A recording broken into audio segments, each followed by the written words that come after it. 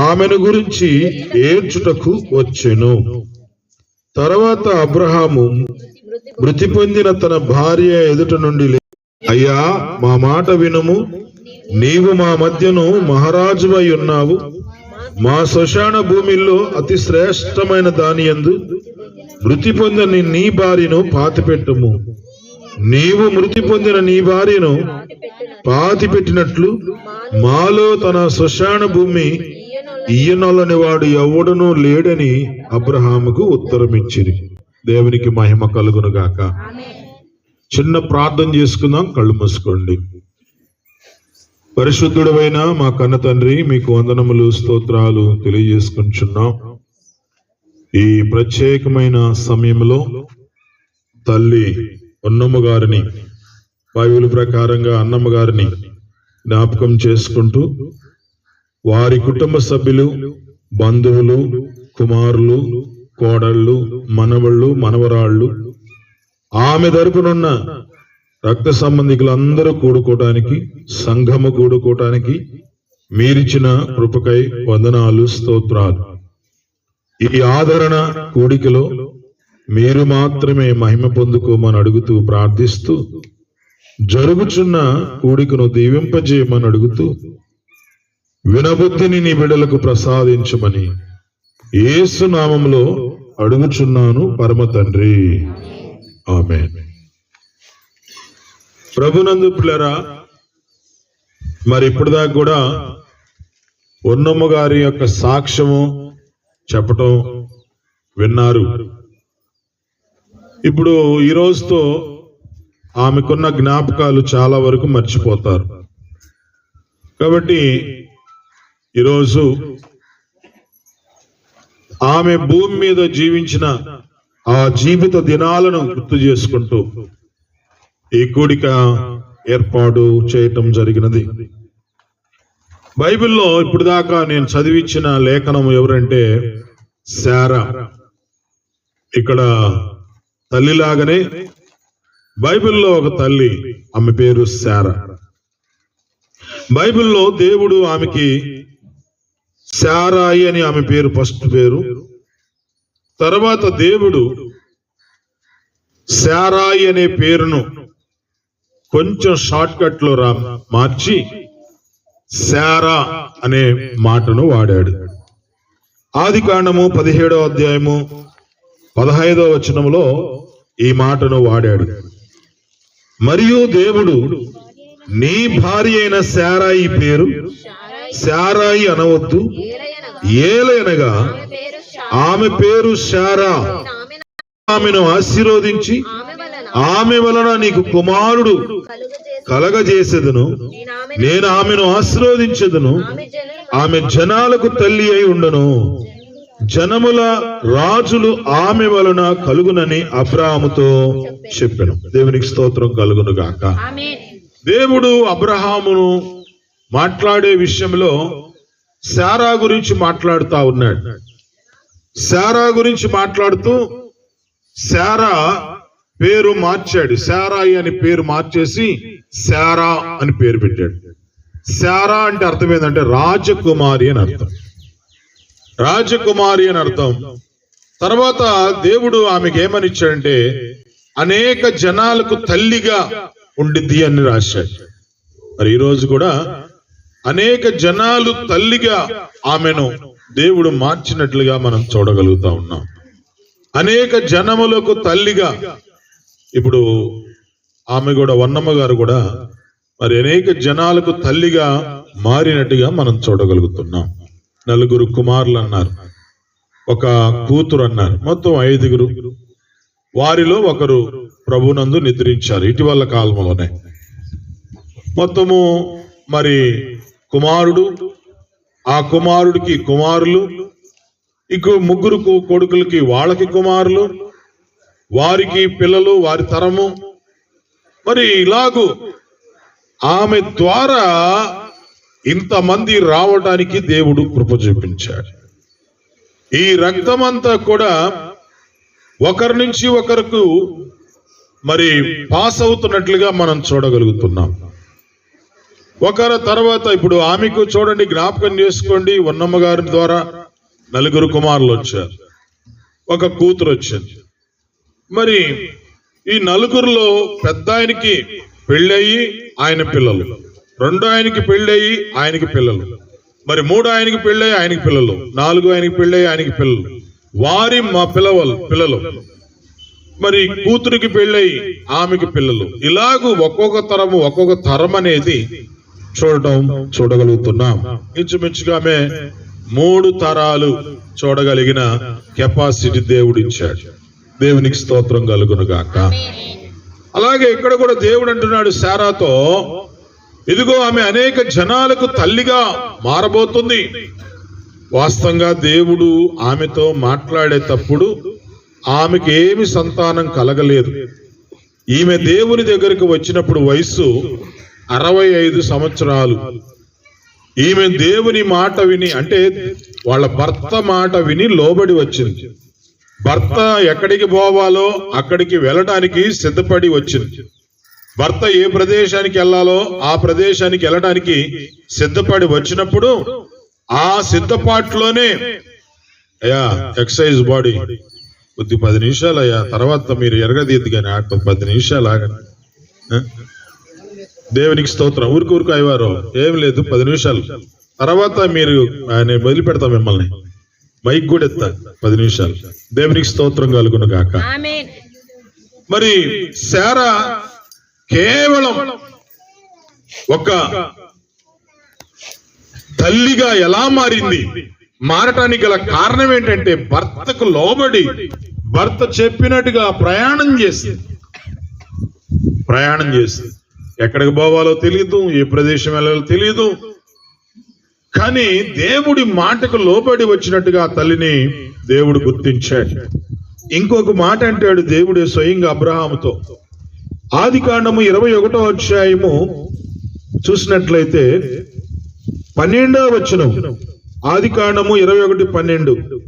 అయితే దేవుడు ఈ చిన్నవాణిని బట్టి నీ దాసిని బట్టి దుఃఖపడవద్దు, శారా నీతో చెప్పు ప్రతి విషయములో ఆమె మాట వినము. చాలు. చూసావా, దేవుడు శారాకి ఎంత విలువిచ్చి మాట్లాడుతున్నాడు.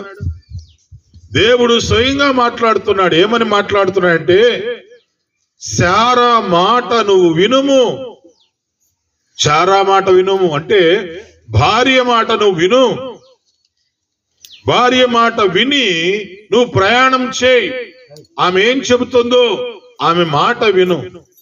ప్రియులారా, స్త్రీ ఎక్కడో పుట్టిన తర్వాత భర్తను నమ్ముకొని వస్తుంది అనమాట.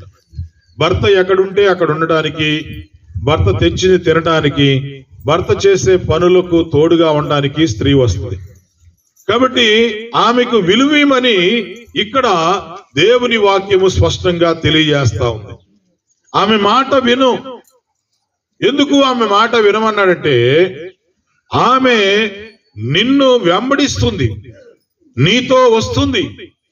ఆమె ఎక్కడ ఉండాలో తెలియకుండానే నీతో ప్రయాణం గడి వస్తా ఉంది. కాబట్టి ప్రియులారా, నిజంగా ఆ తల్లి 65 సంవత్సరాల వయసులో పిల్లలు కాలేదు. పిల్లలు కాని టైంలో దేవుని మాట ఏమో అబ్రహాముతో మాట్లాడితే, అంటే భర్తతో మాట్లాడితే, భర్త ఏమో దేవుడు నన్ను ఈ ప్రదేశానికి పొమ్మంటున్నాడు అంటే, సరే నీ వెనక నేను వస్తానని చెప్పేసి మూటగట్టుకొని పోతా ఉంది. మూటగట్టుకొని పోతా ఉన్నప్పుడు ఐగుప్తులోకి అడుగు పెట్టాడు. ఐగుప్తులోకి అడుగు పెట్టగానే అక్కడికి వచ్చేసింది. ఆ ఐగుప్తులో ఏం చేశారంటే, అక్కడున్న ఫరో వాళ్ళ మనుషులు ఈమె అందాన్ని చూశారంట. 69 వయసులో 25 లాగా కనపడిందో 27 లాగా కనపడిందో కానీ చాలా అందముగా వాళ్ళకి కనపడింది. అందముగా కనపడితే ఆ టైంలో ఫరో మనుషులు, ఫరో వాళ్ళు ఆమెను ఇంటికి తీసుకెళ్లిపోయారు. ఫరో వాళ్ళు తీసుకెళ్లిపోతే దేవుడు మళ్ళా మాట్లాడి నువ్వు ఆమెనేం చేయకూడదు, ఆమె ఒక అతనికి భార్య అని చెప్పేసి ఫరోను హెచ్చరిక చేసినప్పుడు ఫరో భయపడి తీసుకెళ్లి మళ్ళీ అబ్రహాముకు అప్పగించేస్తాడు. అంటే భర్తకు అప్పగించేస్తాడు. భర్తకు అప్పగించినప్పుడు నేను యాడికి పడితే ఆడికి రాను, నేను ఎక్కడ పడితే అక్కడ ఉండను, నువ్వు యాడికంటే ఆడ తిప్పకూడదు, నేను రాను అని చెప్పేసి అనాలి. కానీ అలాగ అనట్లేదు, ఎక్కడ అలాగూ అనకుండా ప్రయాణం చేస్తా ఉంది. ఇదిగో నాకు ఇటువంటి సమస్య వచ్చింది, నేను ఇటువంటి సమస్యను ఎదుర్కొన్నాను, ఇక తిరిగే అక్కడికి ఇక్కడికి నేను తిరగలేను, నా వల్ల కాదు అని చెప్పేసి ఎక్కడ ఆ మాట ప్రస్తావించలేదు. ఎక్కడ ప్రస్తావించకుండా మరలా అబీమెలెకు అనే అతను ఉన్నాడు 21వ అధ్యాయంలో. 21వ అధ్యాయంలోకి వచ్చేలేక అబీమెలెకు అనేవాడు వాడేం చేశాడు, ఈమెను చూసి ఈమె చాలా అందంగా ఉందని ఈమెని భార్యగా తీసుకెళ్ళిపోయాడు. మీరు అడగొచ్చు, వేరే ఆయన భార్యని వేరే వాళ్ళు వచ్చి ఆక్రమించుకొని పోతా ఉంటే ఆయన ఏం చేస్తున్నాడని. ప్రియులారా, అక్కడ బలం అనేది చాలా ఎక్కువగా ఉంది. వాళ్ళ బలం ఎక్కువగా ఉండేలకి చంపుతారేమనే భయంతో ఏం చేయాలో తోచక ఆయన సైలెంట్ అయిపోతున్నాడు. కానీ మరి భార్యను తీసుకొని పోతా ఉంటే ఏ భర్త కూడా చూస్తూ ఊరుకోలేడే, కానీ ఆయన బాధతో ఉంటాడు. నేను ఇక్కడ 2 సార్లు ఎందుకు ప్రస్తావిస్తున్నానంటే, ఒకసారేమో ఇట్లా జరిగింది, నన్ను వేరే అతను తీసుకొని పోయాడు, మరి నువ్వేం చేస్తున్నావు అని ప్రశ్న వేయలేదు. రెండవది నేను రాను అని అనలేదు. మూడోది ఇంకొక చోటుకి వెళ్తే అక్కడ అదే ప్రస్తావన జరిగింది. అలాగూ ప్రస్తావన జరిగినప్పుడు కూడా ఆమె మౌనంగానే ధరించింది, కానీ ఏమనలేదు. అంటే భర్త అడుగు జాడలోనే వెళ్తుంది, కానీ దేవుడు మాత్రం ఎప్పటికప్పుడు ఆమెకి చాలా తోడుగా ఉంటున్నాడు. దేవునికి స్తోత్రం కలుగును గాక. ఆమె ఒంటి మీద చెయ్యి పడకుండా, ఆమెను ఎవరు ముట్టుకోకుండా, ఆమెను ఎవరైతే మోహిస్తున్నారో, ఆమెను ఎవరైతే కావాలని కోరుకుంటున్నారో వాళ్ళని భయపెట్టిస్తూ, వాళ్ళకి హెచ్చరిక చేస్తూ, జాగ్రత్త, ఆమె తల్లి, అనేక జనాలకు తల్లి అని చెప్పేసి హెచ్చరిక చేస్తూ ఎక్కడ కూడా ఆమెను చిన్న గాయము కూడా తగలకుండా చూసుకుంటూ వచ్చినాడు. దేవునికి స్తోత్రం కలుగును గాక. అందుకే బైబిల్ అంటుంది, యెహోవా యందు భయభక్తులు కలిగిన వారి చుట్టూ ఆయన దూత కాపలా ఉండి వారిని రక్షించునని వాక్యం సెలవిస్తుంది. కాబట్టి దేవుని యందు భయభక్తులు కలిగిన వారి చుట్టూ వారి దూత కాపలా ఉండి వారిని రక్షించునని వాక్యం సెలవిస్తాం. ప్రియులారా, మీరు నమ్మండి, 65 సంవత్సరాలలో దేవుని నమ్మింది, తిరిగి భర్తతో ప్రయాణం కట్టింది. భర్తతో ప్రయాణం కట్టిన ఆ టైంలో 90వ సంవత్సరానికి, అంటే 90వ సంవత్సరానికి ఆమెకి 90 సంవత్సరాలు వచ్చినాయి. ఆ టైంలో ఆమె గర్భం ధరించింది. దేవునికి స్తోత్రం కలుగును గాక. అంటే దేవుని మాటకి ఎంత విధేయత కలిగి ప్రయాణం చేస్తుందో మనం చూడాలి. దేవుని మాటకి ఎంత లోబడి ప్రయాణం చేస్తుందో చూడాలి. దేవుని మాటకు ప్రస్తుతము ఈరోజు నిజంగా ఒక స్త్రీ నీ భర్తకు నువ్వు ఎంత లోబడుతున్నావో ఒకసారి నువ్వు ఆలోచన చేసుకో. నీ భర్తను నువ్వు ఏ రీతిగా గౌరవించి ముందుకు ప్రయాణం చేస్తున్నావో అది నీకు అర్థం కావాలి. ఈరోజు చాలా మంది స్త్రీలు, కుటుంబం అనేది దేని మీద ఆధారపడి ఉండదంటే స్త్రీని బట్టే ఆధారపడి ఉండదు. స్త్రీ గాని మొండికేస్తే ఏమి చేయలేం, స్త్రీ గాని తనకిష్టం వచ్చినట్టు వెళ్తే ఏమి చేయలేం, స్త్రీ గాని తనకిష్టం వచ్చినట్టు ప్రవర్తిస్తే ఎవరేం చేయలేరు. స్త్రీ గాని లోబడి ఉంటే గొప్ప కార్యాలే జరుగుతాయి. స్త్రీ గాని లోబడి ఉంటే తన కుటుంబం, తన పిల్లలు హ్యాపీగా సంతోషంగా ఉండగలుగుతారు. కానీ ఇక్కడ ఈ తల్లి 90 సంవత్సరాల వయసులో గర్భం ధరించిన తర్వాత కొడుకును కంది. కొడుకును కన్న తర్వాత కూడా మరి కొడుకును పెంచింది, పెద్ద చేస్తుంది, పెద్దవాళ్ళు అవుతున్నారు. దేవుడు చెప్పాడు, నువ్వు అనేక జనాలకు తల్లిగా మారతావని. ప్రియులారా, ఎన్ని సంవత్సరాలు బతికిందంటే బైబిల్లో ఆదికాండము 23వ అధ్యాయం 1వ వచనం ప్రకారంగా శారా జీవించిన కాలము 127 సంవత్సరాలు. శారా జీవించిన కాలము 127 సంవత్సరాలు బతికిందంట. ఎంత ఆయుష్కాలం దేవుడిచ్చాడు. దేవునికి మహిమ కలుగును గాక. ఎంత ఆరోగ్యం ఇచ్చాడు, ఎంత ఆయుష్కాలం ఆమెకి ఇచ్చాడు. 127 సంవత్సరాలు బతకడానికి దేవుడు ఇచ్చిన కృప. ఈరోజు చిన్న వయసులోనే చాలా మంది ప్రాణాలు కోల్పోతున్న రోజులు ఇవి. పుట్టిన పిల్లలే చచ్చిపోతున్న రోజులు ఇవి. చాలా మంది చిన్న పిల్లలను కాపాడుకోలేక వాళ్ళకి జ్వరం వచ్చినా గానీ చూసుకోలేని పరిస్థితుల్లో ఉన్న రోజులవి. మరి అట్లాంటిది దేవుడు మా దేవుని మాటకు లోబడి వచ్చిన దానికి దేవుడు ఆమెకు చేసిన మేలు ఏంటంటే 127 సంవత్సరాలు ఆయుష్ కాలాన్ని పొడిగించాడు పిల్లరా. ఆమె తల్లిగా మార్చాడు, అనేక జనాలకు తల్లిగా మార్చాడు.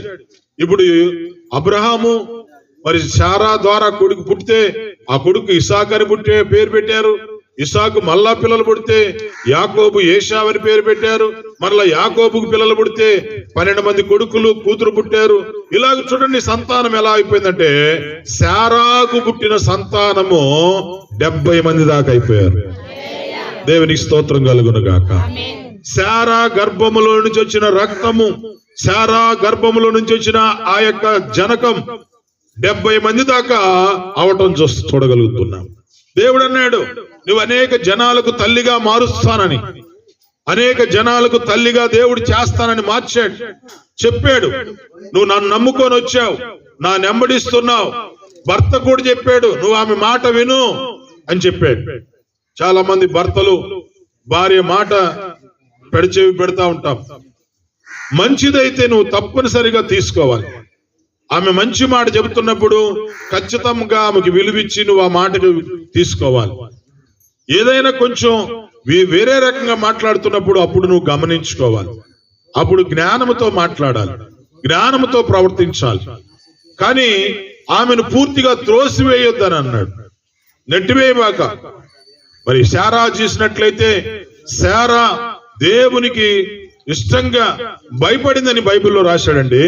దేవునికి స్తోత్రం కలుగును గాక. చూడండి ఆదికాండము చూసినట్లయితే ఆమె 18వ అధ్యాయంలో భయపడి అనే మాట కనపడుద్ది. ఆదికాండము 18వ అధ్యాయము 15వ వచనం. ఆదికాండము 18:15. శారా భయపడి, చూసారా, దేవునికి భయపడిందంట. శారా భయపడి, ఏ స్త్రీ అయితే దేవునికి భయపడిందో ఆ కుటుంబం ఆశీర్వాదకరంగా ముందుకెళ్ళింది. ఏ స్త్రీ అయితే దేవునికి భయపడి తన ప్రయత్నము జాగ్రత్త చేసుకునిదో, తన కుటుంబాన్ని జాగ్రత్త చేసుకునిదో, తన పిల్లలను తన్నును ఏ రకంగా జాగ్రత్త చేసుకుని ప్రయాణం చేసిందో ఆ తల్లి కుటుంబం దీవెనికరంగా మారి.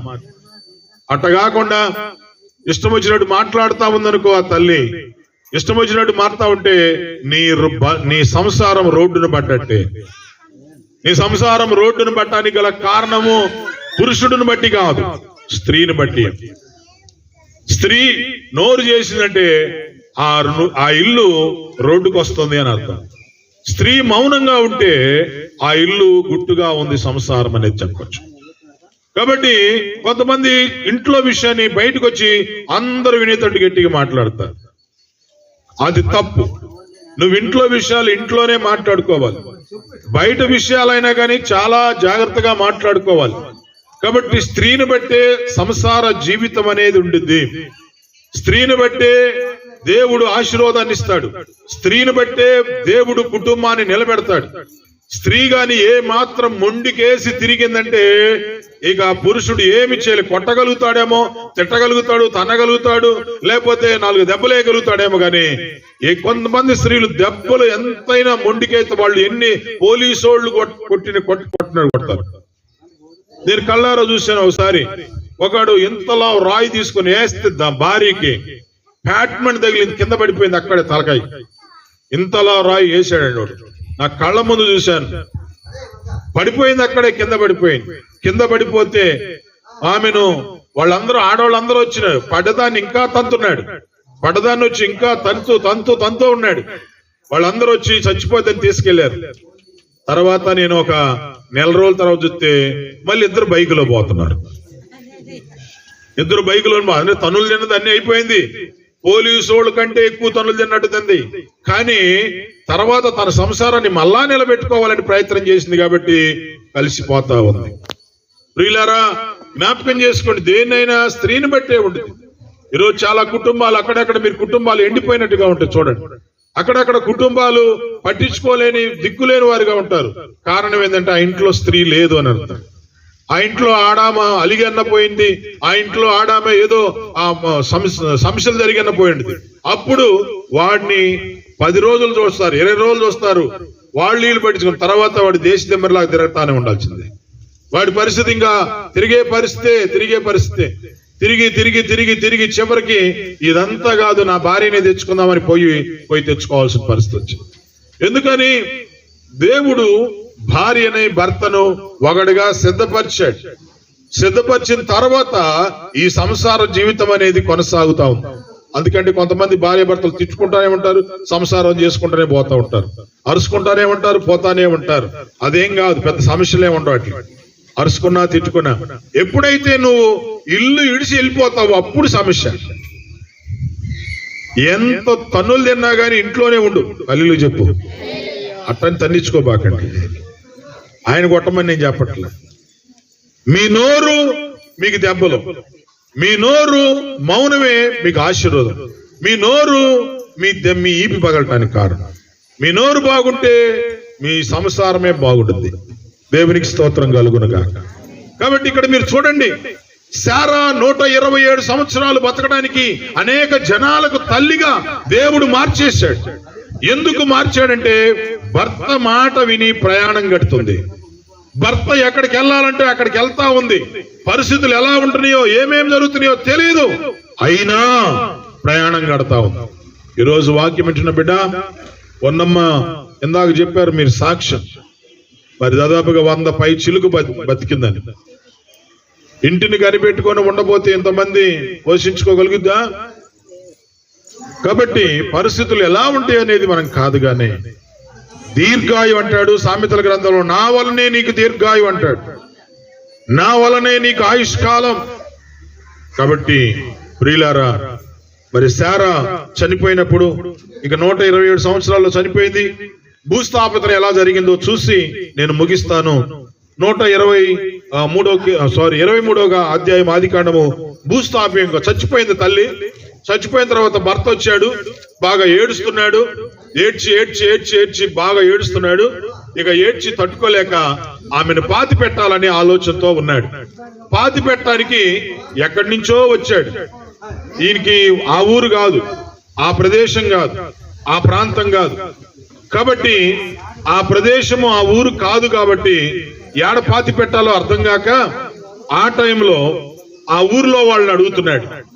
నా భార్య చనిపోయింది, నా భార్య చనిపోయిన తర్వాత ఈమెను నేను పాతి పెట్టాలి, ఈమెను పాతి పెట్టడానికి మాకు ఒక స్థలం కావాలి అని అడుగుతున్నాడు.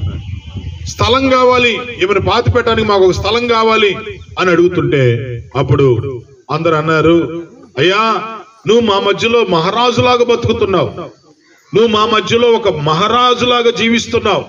అట్లాంటిది నీ భార్యను పాతి పెట్టుకోవడానికి ఒక స్థలం ఏందయ్యా? నీకు ఏ భూమి కావాలో, లేకపోతే మా శ్మశానం కావాలో, మా ప్రాంతం కావాలో, ఏదైనా మా పొలాలు కావాలో, నీకు ఏది కావాలంటే తీసుకొని పెట్టుకోయా అని అన్నారు అందరూ. అప్పుడు ఆయన అన్నాడు, నాకు అలాగొద్దు, నేను అలాగూ మీ యొక్క శ్మశానం తీసుకోను, మీ భూమి తీసుకోను, మీ ఏం తీసుకోను. ఏదైనా మీరు నాకు ఇచ్చారంటే దాన్ని వెల తీసుకొని నాకు ఇవ్వండి, నేను ఆ భూమికి డబ్బు ఇస్తాను, ఆ డబ్బు తీసుకోండి, ఆ డబ్బు తీసుకొని ఆ భూమి నాకేండి. వాళ్ళు అంటారు, అది ఎంత బంగారము, అసలు భూమి అప్పట్లో భూమికి వాళ్ళు ఫ్రీగా ఇచ్చేసేవాళ్ళు అనమాట. కాబట్టి అదెంత పెద్ద భాగ్యం, ఇదిగో ఈ స్థలం ఉంది, మేము ఫ్రీగానే ఇస్తున్నాం, తీసుకుంటే అలాగొద్దు అన్నాడు.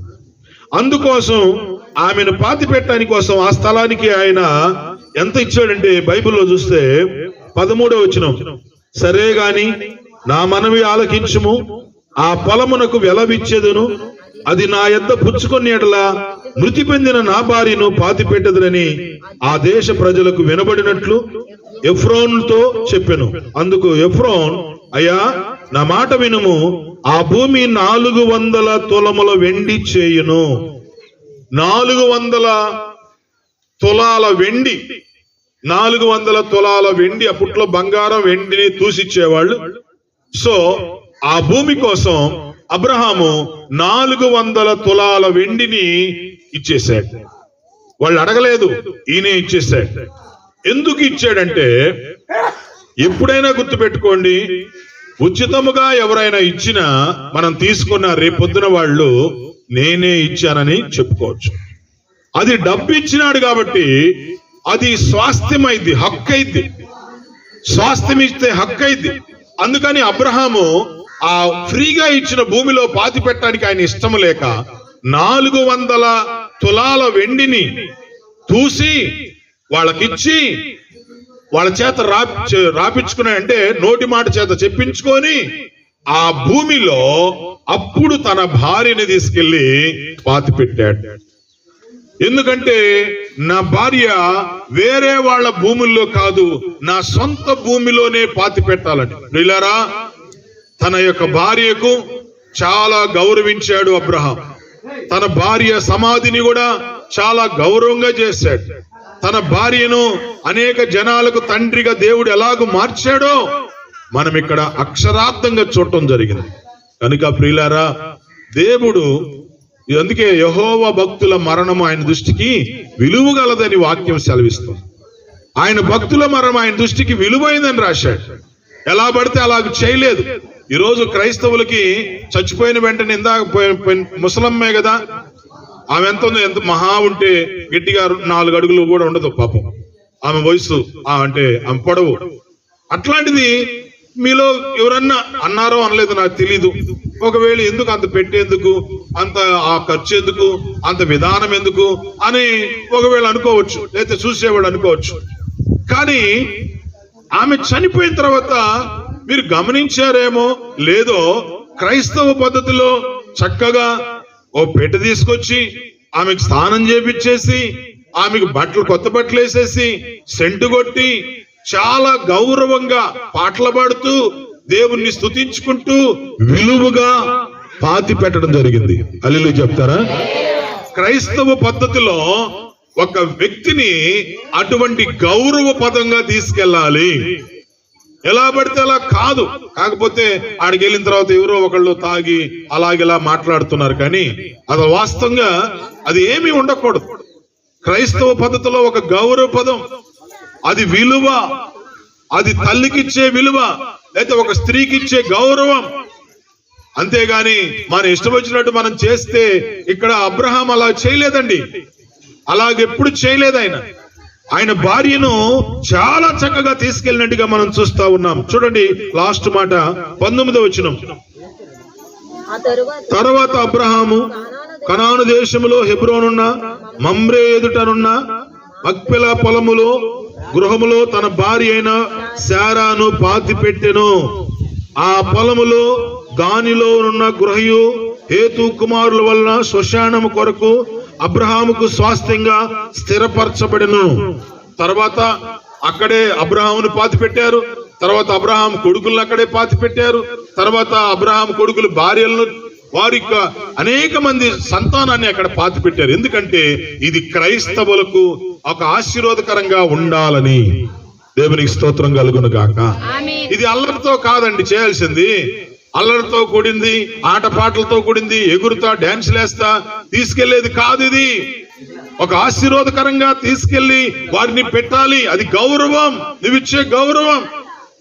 కాబట్టి అబ్రహాము తన భార్య చనిపోయినప్పుడు ఎలా పడితే అలాగ చేయలా.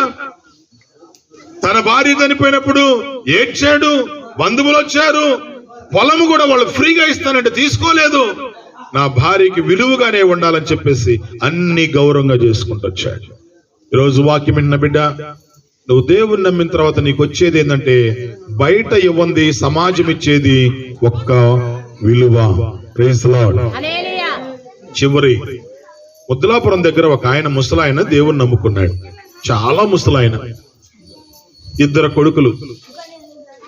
ఆయన ముద్దులాపురంలో ఉన్నాడు, ఇంకో కొడుకేమో మామిడిపల్లిలో ఉన్నాడు, మాండ్రేవంలో ఉన్నాడు.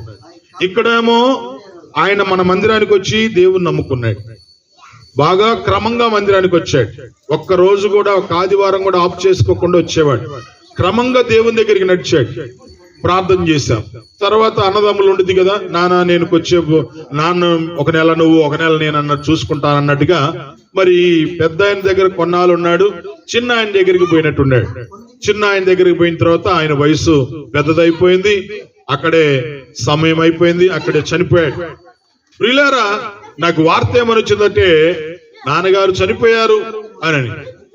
ప్రియులారా, అక్కడ ఎవరు కూడా పెద్దగా పట్టించుకోరేమో అనే భావన ఫోన్లో వినపడింది. అక్కడ ఎవరండి పట్టించుకోరు అని. కానీ మేమే ఇక్కడి నుంచి ఒక 20-30 మంది దాకా వెళ్ళాం. మనోళ్ళు అందరూ వెళ్ళారు. గౌరవంగా పెట్టి తెప్పించాం. గౌరవంగా పెట్టి తెప్పించి ఆయనకి స్నానం చేపించి, చాలా ముసలాయన పెద్దగా అక్కడ గుంట దవ్విచ్చేసి పాటలు పాడుకుంటా అలాగూ ఆ ఊర్లో తీసిపోతా ఉంటే మా గుంపు వాళ్ళ గుంపు మొత్తం కలిపితే అక్కడ అన్న మాట ఏంటంటే, ఈయనకి ఎంతమంది ఉన్నారా, ఈయన్ని చూసేవాళ్ళు ఈ రకంగా తీసుకెళ్తున్నారా అని చెప్పేసి అనేక మంది అక్కడ ఉన్న కొంతమంది పాస్టర్లు కూడా వచ్చారు. వారి మనకు తెలిసిన పాస్టర్లు, వాళ్ళ సంఘం, మన సంఘం, మేమందరం కలిసి అలాగూ పాటలు పాడుకుంటూ వెళ్తా ఉంటే అక్కడ చూసిన వాళ్ళందరికీ ఒక ఆశ్చర్యం కలిగింది. ఇంత ముసలాయిని ఈ రకంగా తీసుకెళ్తున్నారే, ఒక గౌరవ పదం. ఎవరు లేరనుకున్నాం అటువంటి గౌరవంగా తీసుకెళ్తున్నారు. వాక్యం పెట్టిన బిడ్డలారా, సమాజం నీకు విలువిచ్చిద్దో లేదో నాకైతే తెలియదు, కానీ దేవుని బిడ్డలకు దేవుడు ఎప్పుడు విలువిస్తాడు. దేవునికి స్తోత్రం కలుగును గాక. దేవుని బిడ్డలకు దేవుడు ఎప్పుడు విలువిచ్చి గౌరవిస్తాడు, అది ప్రేమిస్తాడు. బయట వాళ్ళు చూస్తారో చూడరో వేరే విషయం, కానీ దేవుడు గొప్ప కార్యాలు చేస్తే దేవుడు.